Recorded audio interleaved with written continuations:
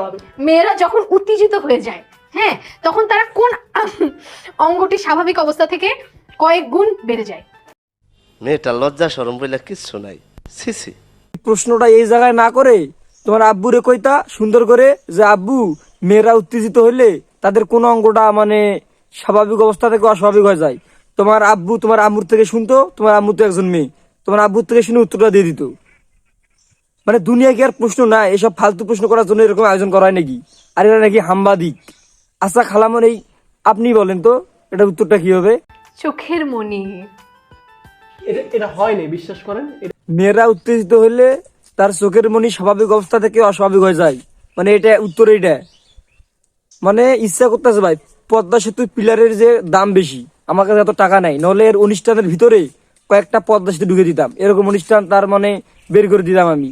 মানে নষ্টা মহিলা ভাই, দেখেই বোঝা যায়, তার কথাবার্তা শুনলে বোঝা যায়। হ্যাঁ ভাই ঠিক আছে, 100% ঠিক আছে। তোমার স্বপ্নের পুরুষকে? স্বপ্নের পুরুষ দাঁড়ো, কনফিউজড অনেকগুলো আছে। এই নাই, তুমি কেমন আছো? আজকে এরকম করিস কেন?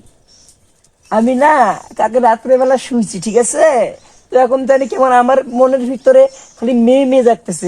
কালকে দুটা বিজি ছিল। মানে কোনো একটা ছেলে যদি রাত্রেবেলা শুয়ে সকালবেলা বলে যে আমার ভিতরে মেয়ে মেয়ে কাজ করতেছে, তাহলে কি এটা সম্ভব? কোনোদিন অসম্ভব।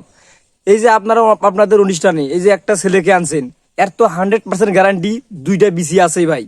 মানে এর দুইটা বিসি থাকা সত্ত্বেও আপনি তাকে বলছেন আপনার স্বপ্নের পুরুষকে, সে বলতেছে অনেকগুলো আছে, তাহলে এটা কি হলো? সমকামিতাকে প্রমোট করা হয়ে গেল। বয়স্করা ঢুকায় অনেকবার চেষ্টা করে, আর যুবকেরা থুতু দিয়ে একবারেই ঢুকায় ফেলে। সুইসুতা, এটা আপনার একদম রং অ্যান্সার হয়ে গেল। তার কারণটা হলো কিছু কিছু টেলার্সে অনেক বয়স্ক লোকেরা থাকে যেগুলো একবারে সুই ঢুকে দেয়। অনেক মেশিন আছে, মেশিনে সুই থাকে। জ্যাকেট মেশিন দেখবেন, জ্যাকেট মেশিনে সুই বয়স্ক লোক একবারে ঢুকায়, সেগুলো আপনার মতন যুবক 100টা পারবে না। মানে আপনাদের অনুষ্ঠানটা একদম নোংরা অনুষ্ঠান, যেখানে শুধু অশ্লীল প্রশ্ন ছাড়া কোনো ভালো প্রশ্ন নাই। মেয়ে মানুষ যতই ফর্সা হোক না কেন, হ্যাঁ, তার ওই জিনিসটা কালোই থাকে। মেয়েরা যতই সুন্দর হোক তার ওই জিনিসটা কালো থাকে। সেটা কি খালাম মা, একটু বলেন, আমরা একটা শুনি, আমাদের অভিজ্ঞতা হোক। Very easy. ছায়া। ছায়া তো অ্যাশ হয় না, ছায়া ব্ল্যাক হয়। You are the premium quality of নোটি। মানে ভাই আপনারা বলেন এটা কোন ধরনের প্রশ্ন এবং কোন ধরনের অ্যান্সার? মেয়েরা যতই সুন্দর হোক না কেন তার ওই জিনিসটা কালো থাকে। এর অ্যান্সার নাকি হলো ছায়া। আরে বোকা চন্দ্র বাচ্চা, তাহলে ছেলেদের ছায়া থাকে না? না, ছেলেদের কোনো ছায়া হয় না।